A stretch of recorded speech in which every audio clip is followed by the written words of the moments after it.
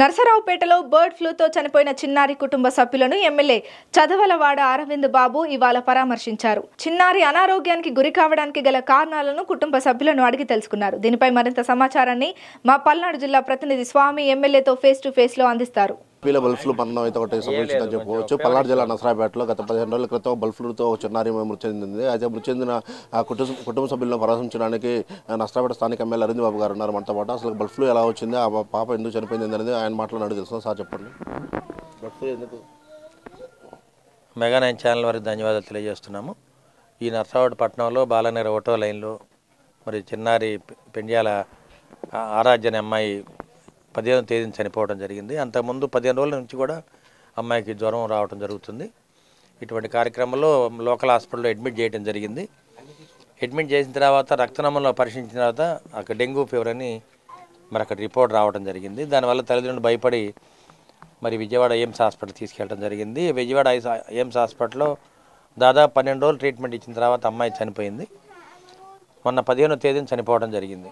దాని తర్వాత అంతకుముందు వాళ్ళు రక్త నమూనాలు పరిశీలించిన తర్వాత 2 రోజుల క్రితం అది బర్డ్ ఫ్లూ అని వాళ్ళు నిర్ధారించడం జరిగింది. మరి దానికి సంబంధించిన వైద్య అధికారులు అందరూ కూడా కుటుంబాన్ని పరామర్శించారు. కుటుంబ సభ్యుల యొక్క రక్త నమూనాలు కూడా పరిశీలించడం జరిగింది. చుట్టుపక్కల ప్రాంతాల్లో అంతా కూడా మరి ప్రజల యొక్క రక్త నమూనాలు కూడా పరిశీలించడం జరిగింది. మరి సమగ్ర విచారణ జరిపి బర్డ్ ఫ్లూ వల్ల చనిపోయిందా లేకపోతే ఇంకేదైనా వైరల్ డిసీజ్ వల్ల చనిపోయిందా ఇవన్నీ కూడా నిర్ధారించడానికి మరి ప్రభుత్వం సిద్ధంగా ఉంది. ఎయిమ్స్ అధికారులు అయితే బర్డ్ ఫ్లూ అని వాళ్ళు నిర్ధారణ చేయడం జరిగింది. కాబట్టి మరి బర్డ్ ఫ్లూ అనేది మరి ఈ మధ్యకాలంలో ఎక్కడ మనం చూడలేదు. కాబట్టి రాబోయే కాలంలో బర్డ్ ఫ్లూ వల్ల ప్రజలు ఎవరు ఇబ్బంది పడకుండా చర్యలు తీసుకుంటామని చెప్పి మీడియా ముఖంగా తెలియజేస్తున్నాము. ప్రభుత్వం బాధ్యత తీసుకుంటుంది. అదేవిధంగా ప్రభుత్వ అధికారులు బాధ్యత తీసుకుంటారు. ఈ కుటుంబానికి ప్రభుత్వం అండగా ఉంటుందని చెప్పి నారా చంద్రబాబు నాయుడు గారు, నారా లోకేష్ బాబు గారు, పవన్ కళ్యాణ్ మాటగా మేము ఈ కుటుంబానికి ధైర్యం చెప్తూ ఉన్నాం. ఈ బర్డ్ ఫ్లూ వచ్చిన ఈ ప్రదేశానికి మీరు మాల మున్సిపాలిటీ నుంచి శానిటైజర్ కానీ లేకపోతే వైద్య అధికారులు కానీ ఏర్పాటు చేస్తారా? ఇక్కడ ఆల్రెడీ మనం మెడికల్ క్యాంప్ కూడా పెట్టడం జరిగింది. శానిటరీ వర్క్స్ కూడా చేస్తున్నాము.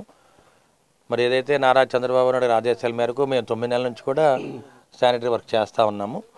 ఈ మధ్యకాలంలో కూడా ఇక్కడ చుట్టుపక్కల అంతా కూడా బ్లీచింగ్ పౌడర్ చేయటం, చల్లటం, మరి మలేరియా ఈ దోమల మందు కొట్టించడం ఇవన్నీ కూడా చేయడం జరిగింది. తప్పనిసరిగా ప్రభుత్వ పరంగా ఏ చర్యలు తీసుకోవాలో శానిటరీ చర్యలు కూడా అన్ని దగ్గర నుంచి తీసుకుంటామని చెప్పి మీడియా ముఖంగా తెలియజేస్తున్నాం. వారు ఎమ్మెల్యే గారితో పాటుగా వాళ్ళ తల్లిదండ్రులు ఉన్నారు, వాళ్ళ మాటలను అడిగి తెలుసుకుందాం. సార్ చెప్పండి, మీ అమ్మాయికి ఎలాంటి లక్షణాల వల్ల మీ బల్బ్ ఫ్లూ నిర్ధారణ అయింది? ఫీవర్ వచ్చింది సార్. ఫస్ట్ ఫీవర్ రావటం వల్ల ఇంకా ఇక్కడ లైఫ్ లైన్ హాస్పిటల్లో చూపించాము. ఇక్కడ ఒక 2 డేస్ తగ్గింది. తర్వాత యాంటీబయాటిక్స్ అన్నీ వాడుతూనే ఉన్నాము. వాడుతున్నా కానీ జ్వరం తగ్గపోయేటప్పటికి రెండోసారి బ్లడ్ టెస్ట్ చేయించినప్పుడు ప్లేట్లెట్స్ అను డెంగ్యూ ఫీవర్ అని చెప్పారు మాకు.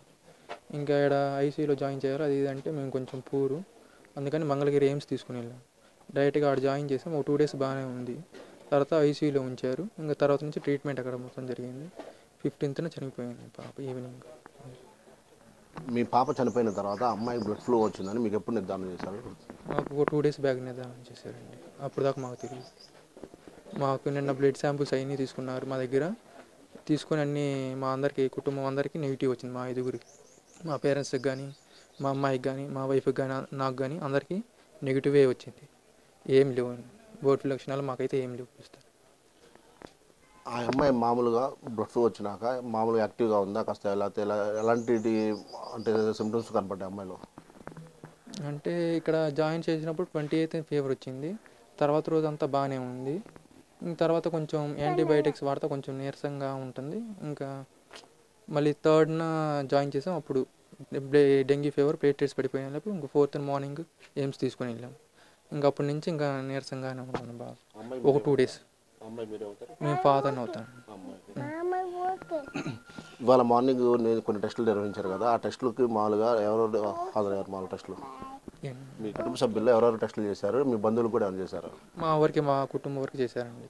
మా పేరెంట్స్కి, మా ముగ్గురికి, మా వైఫ్కి, నాకు, మా అమ్మాయికి, ఇంకంతే. స్థానిక ఎమ్మెల్యే గారు వచ్చిపోయారు కదా, దాని మీద మీకు ఎలాంటి హామీ ఇచ్చారు? అది గవర్నమెంట్ పరంగా మాకు సాయం చేస్తానని హామీ ఇచ్చారు. మా కుటుంబానికి అండగా నిలుస్తానని చెప్పారు.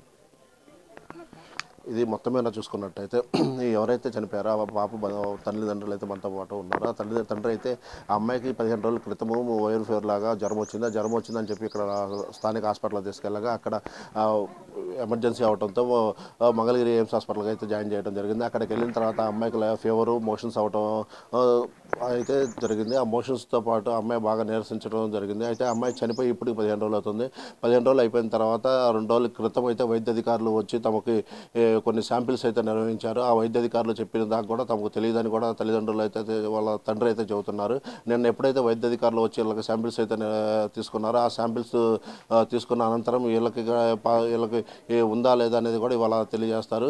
అయితే ఇప్పటి వరకు ఎలాంటి వాళ్ళ కుటుంబ సభ్యుల్లో ఎవరికి ఎలాంటి లక్షణాలు కానీ ఏమి లేవని కూడా వాళ్ళ తండ్రి అయితే చెబుతున్నాడు. ఇది మొత్తం మీద చూసుకున్నట్టయితే పల్నాడు జిల్లాలో బ్లడ్ ఫ్లూ సంబంధించి ఫస్ట్ మరణంగా ఏపీ మొత్తం మీద కూడా ఫస్ట్ మరణం అని కూడా చెప్పుకోవచ్చు. ఒక 2 సంవత్సరాల చిన్నారి చనిపోవడం కూడా స్థానిక ఎమ్మెల్యే గారు బాధాకరంగా ఉన్నారు. అయితే దాంతోపాటుగా వాళ్ళ తండ్రి గారితో స్థానిక ఎమ్మెల్యే వచ్చి మాట్లాడి వాళ్ళకి కుటుంబానికి సంబంధించిన ఎలాంటి ఇబ్బందులు ఉన్నా ఏదన్నా తమ ఆదుకుంటామని చెప్పి గవర్నమెంట్ నుంచి కూడా రావాల్సిన ఏమన్నా ఉన్నా చంద్రబాబు నాయుడు గారితో ఇటు పవన్ కళ్యాణ్ గారితో మాట్లాడి తమ గవర్నమెంట్ తమ కుటుంబాన్ని అయితే ఆదుకుంటామని కూడా హామీ ఇచ్చారని కూడా చెప్పుకోవచ్చు.